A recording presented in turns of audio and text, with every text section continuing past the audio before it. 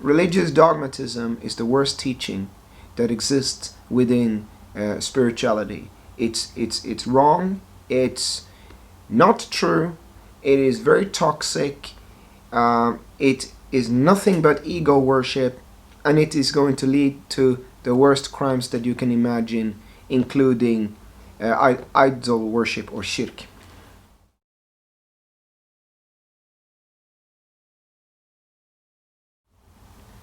Bismillahirrahmanirrahim. We ask the help of Allah, of His messengers, and of His rightly guided leaders. So, when people say I'm spiritual but not religious, that originally meant that I'm taking a stance against religious dogmatism. I'm taking a stance against religious authority figures who state things that are ultimately true, and you cannot question whatever they say. They think that they are always right. You see, dogmatism is an authority figure who is up here, who says something to you, and what he says is true. You have to believe it.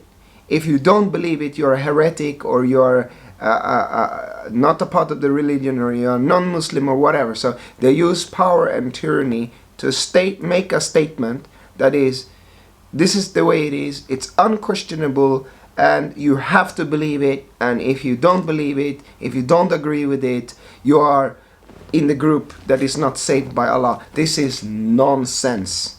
It is the most false teaching that you could possibly derive from the teaching of Allah. This is complete nonsense. Nobody is right all the time. There is no teacher, there is not a single guru, not a single priest, not a single sheikh, not a single imam who knows everything. The more you know that you don't know. Nobody can know everything. I don't know everything. You don't know everything. Nobody knows everything. That is why Prophet Muhammad ﷺ said that the distinct characteristic of this way, known as Islam, is modesty. The true way is to be humble. Humility is to recognize that you don't know everything. There are many levels of humility, but humility is to recognize that you don't know everything. You can be wrong a lot. And people who think that they are right all the time, they are the people who will give rise to a religious dogmatism. So again, a dogma is an authority figure, usually older than you. It can be an imam, a sheikh, a priest, who says a statement. And that statement, you cannot question it, because he believes it's ultimately true. And this is nothing but ego from the side of the dogma. The authority figure has ego, and he wants you to worship his opinion. But it is just one man and one opinion. And every religion has gone through stages of dogmatism. If we look at the history of Christianity, which is very interesting to study, we studied in Western school. You have to understand that I have a mixed background. My mother is Finnish and my father is from Gambia, West Africa. I'm 1/8 Moor, and I have some Slavian blood far back as well. I have a mix of many different bloodlines and cultures, which is a beautiful thing. So when you look at Christianity in the age of enlightenment, you know, they had monopoly of knowledge. They taught Latin to people in school. The priest would be educated and teach Latin to the farmers. Now, nobody knows Latin. So already there they have this knowledge superiority to the normal farmers. And anyone who questioned the priesthood, they were labeled as heretics or servants of the devil. And they burned so many mystics, like under the label of witch, because these were people who reached meditation and started to know themselves, and they started to be free from this oppression system of the church, and they labeled them heretics and burned them.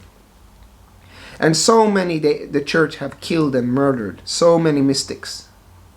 Now what happened in the age of enlightenment was kind of a miracle, and it is known as enlightenment. There were so many scientists who went deep within and started seeing the laws of the universe, and they broke free from this priesthood. And since then, the church has lost more and more and more power. Now, a dogma is the church in this sense, that says how things are and what is science and what is truth and how you should look at the world. Now, the thing is, in the Islamic community, you have exactly the same priesthood today, with these Saudi Arabian certain groups who sit there and decree what is Islam and what is not. And they just sit there and decide anyone who they don't like, they can label a non-Muslim. They have labeled Sufis non-Muslim. They have labeled Ahmadiyas non-Muslim. They have labeled Shias deviant. They sit there like a priesthood in 300 years ago in Europe, and just anyone who disagrees with them is a heretic and is going to burn in hell. MashaAllah, alhamdulillah, the ones who talk like this are the ones who are astray. They are the ones who are astray. They are the ones who worship their own ego. They think that they know better than everyone else. And you have to understand that Shaitan, a'udhu billah, think he knew better than Adam. That's why Shaitan did not bow to Adam, because he think he knows better than Adam. So the pride and the stubbornness come from Shaitan. Nobody knows everything. I don't know everything. I try to teach what I know. There are many things that I don't know. And there are many topics that I can't teach. I can't teach Islamic law, for example. That's not my thing. Or just general Islamic scholarship. That's not what I'm about. I'm not interested in that. I'm interested in the inner path. I'm not interested in reading a lot of books of what different scholars have said and bombarding with scholarship. That's not what I'm about. There are other people who are scholarly gifted. So no teacher can give you everything. But those people might not be able to give you alchemy. And those teachers might not be able to teach you how to meditate and to transform yourself. You see, I know something about that. Not everything though. And the humility to know that you don't know everything is very important. Because if you don't have this humility, you are going to promise people a lot of things that you can't deliver. And you're going to end up becoming a dogma that is always right. And then everyone has to all the time agree with you. And we have this kind of thing very much in West Africa. And you see in the Middle East, these elder men. Everyone knows who these elder men are. You know, fathers, uncles, who just have this authority, and they just say this is the way it is, and you can't question that, or you are in trouble. Luckily, alhamdulillah, my father never raised me up like that. He always allowed me to think freely and question things. Although, astaghfirullah, we have been in a lot of conflicts, me and my father. He has still always allowed me to be free and think for myself, and this my mother has as well. And some of what I'm accomplishing, for example, in banking and finance, is a result of that. And there are not many people with my background who do what I do, work basically with the financial elite. And this comes from the fact that I have always been allowed to think freely and be free. So when I see Islam today, there's so much dogmatism. There's so many people who tell women this is how you should wear a hijab, this is what is the Quran, and this is what is hadith. And the reality is that this is what happens when you don't meditate. And this is the solution to all of this that I'm saying in this video. You want one solution is to meditate. If you meditate, it solves all of it. Prophet said 1 hour of meditation is greater than 70 years of worship. There are some Sufi teachers who have derived the sort of chain of narration, or where that hadith comes from as well. There are going to be those who reject that because they don't want anyone to know themselves. So therefore you have to understand that you will be free when you know yourself. When you journey within, you will be free. Because what meditation does is that it separates your awareness from your thoughts. This separation is what happens when you learn to meditate.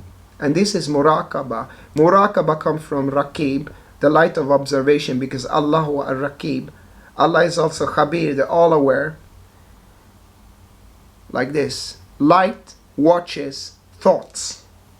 Because people who don't meditate, they are stuck here. The thoughts and constructions of their ego and the light is all mixed together. So they think that their thoughts are ultimately real. They think that their opinion is truth. They think that their thoughts are truth. They think that the way they see the world is the only way and there's no other way. This is what happens when light and thought are mixed like this. But when you meditate, you see your thoughts. You get distance from your thoughts. And that means that these thoughts are, you see them not as ultimately true anymore. You see them as creation.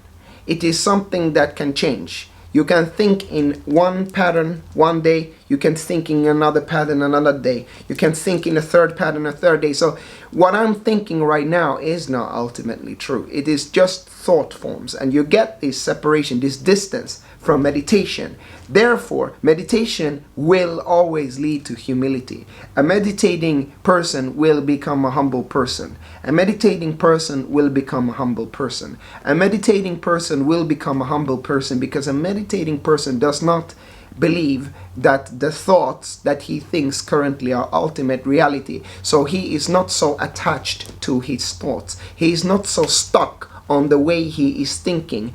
And the more stuck and attached you become to your own thoughts, the more stubborn you become. The more attached you become to your thoughts, the more stubborn you become. Again, the more attached you become to your thoughts, the more stubborn you become. The more you hold on to it so hardly and you are right and everyone else is wrong.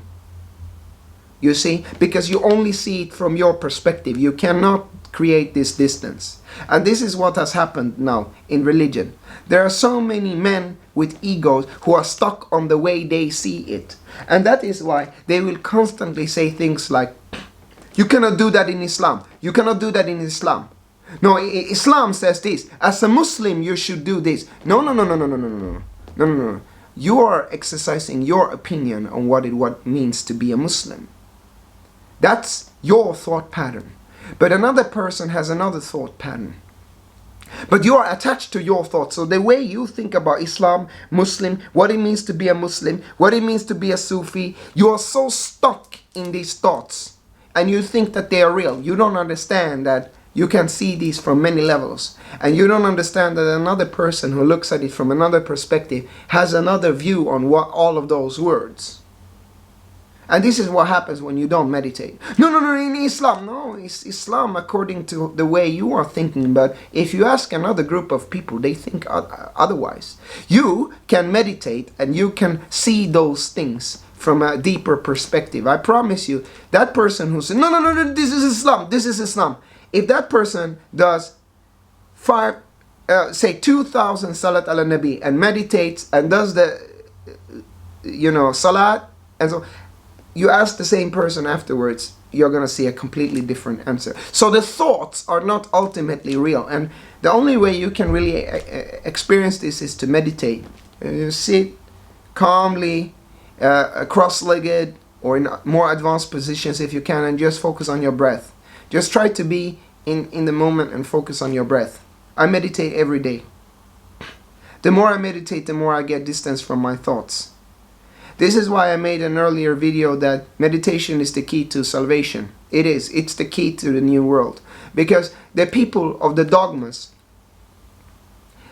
that's the old world right there. That's the old world right there. That is why people say I'm spiritual but not religious. Because people don't want to, you can't force anyone to believe anything. It's actually against the Sharia.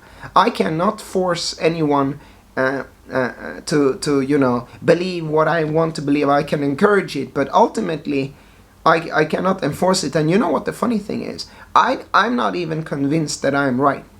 I don't think that, because look, I have studied every major religion from authentic teachers. I've studied Christianity because my grandmother was Christian. I studied Hinduism through one monk who has been in the monastery. I studied Buddhism through one monk in the monastery. I've studied Islam from so many different teachers. Okay, I studied all religions, and I met people from all religions. Everyone thinks they are right. Every person thinks that they are right, and you have the right to believe that your beliefs are right.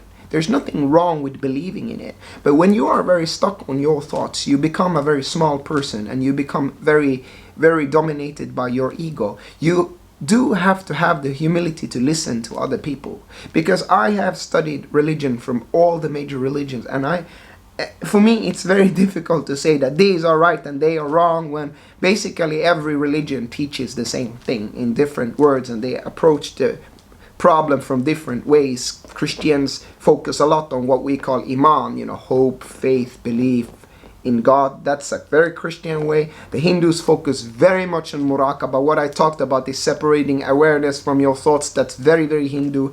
Buddhists focus very much on being on the present moment, like the Sufis would call tumanina, like mindfulness. And the Wahhabi Salafi group of a religious teaching focus very much on knowledge. Like the one who has the highest quantities of knowledge is the most pious, and that's very much like the old priesthood, like 300 years ago in Europe. Sufis focus, you can say, on love, heart, following the heart.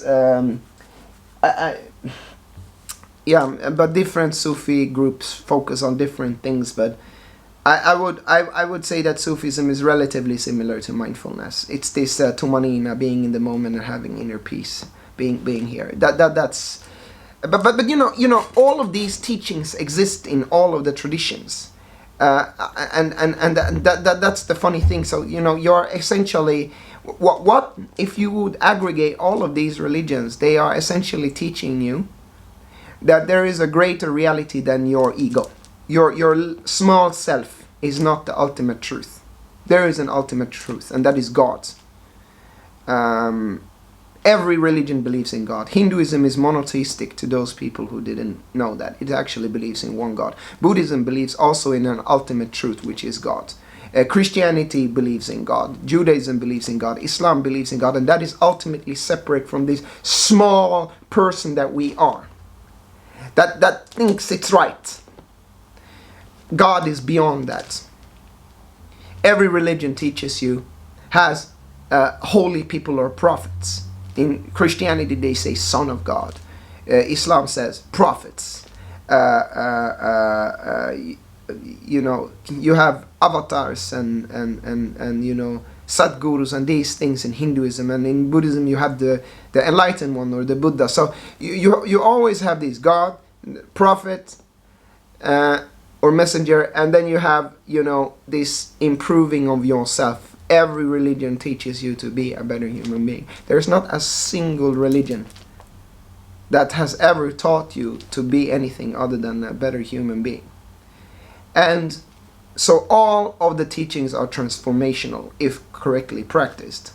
And some of these, that's why I'm speaking so much about religious dogmatism, because dogmatism is anti-religion. It doesn't transform you. It doesn't help you to become a better human being, to think that you're always right. In fact, it makes your world very small. You will become very stuck on your identity. You will be a difficult person to deal with other people. You are not going to be able to cooperate at work. Forget about cooperation with other people, because if you think that you're always right and you're so stuck on your thoughts, you're not going to listen to your coworker. And what if your coworker is right and your other coworker knows more than you in a certain area? You're going to reject that because you are right.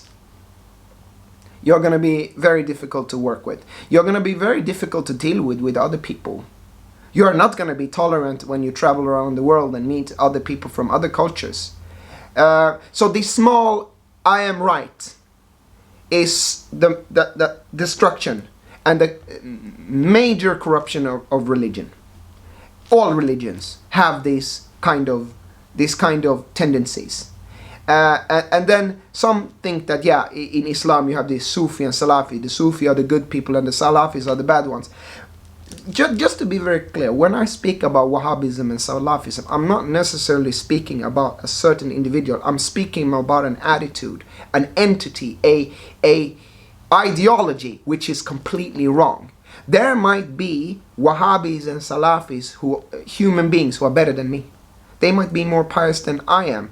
I don't know that. I'm not speaking necessarily about people. I'm speaking about ideas. And those ideas are wrong. And people who hold on to those kinds of ideas start showing this dogmatic small-minded, I am right, everyone who doesn't believe like I believe is wrong and gonna burn in hellfire, and all of that oppression, correcting women's hijab, you're wearing it in the wrong way, and all of this stuff. Now what that happens, when you get so stuck that your thoughts are ultimate reality, you will become stubborn, you will start fighting with everything and everyone around you, and you're gonna go down a dark path of bitterness, and being even more stuck on your identity to be right. And yes, there are people who call themselves Sufi sheikhs who are very stuck on being right. Matter of fact, maybe that is one of the reasons why Sufis became so challenged by other school, is because of sheikhs and the egos of sheikhs, basically, to be right, and every murid has to sort of crawl to their feet, basically. So that is going to lead to a darker path of ultimately becoming fanatical about it, becoming very, very fanatical about it. And the people who I've seen like this in religion, unfortunately in Sufism, yes, they become very fanatical. They become so attached to their wrong ideas that their entire life goes about, proving a point, essentially.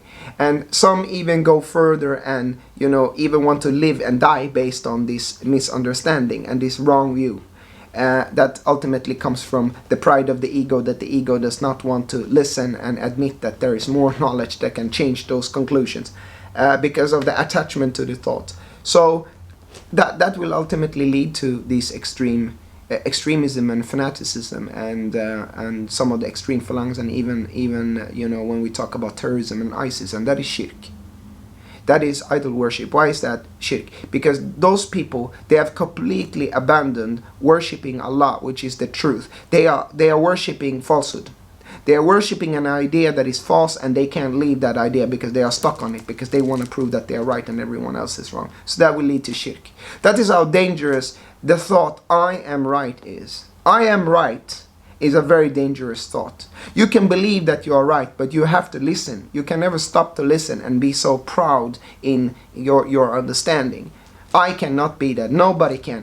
Myself, for example, I often delete videos. I will change content and delete because I realize that, okay, I made this. Now, this was not the best thing to do. Now I know something more. I need to change this, and so on. Nobody is right all the time. Nobody is. And the one who is selling you the idea that they are somehow perfect men, run from them.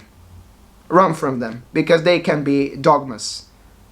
And all you're gonna end up doing is worshipping someone else's ego if you follow them, and that is dangerous. Hopefully this video is helpful. If you have any comments or questions, please feel free to write them below. I will read it, inshallah. Have a peaceful day. Have a wonderful day. Assalamu alaikum.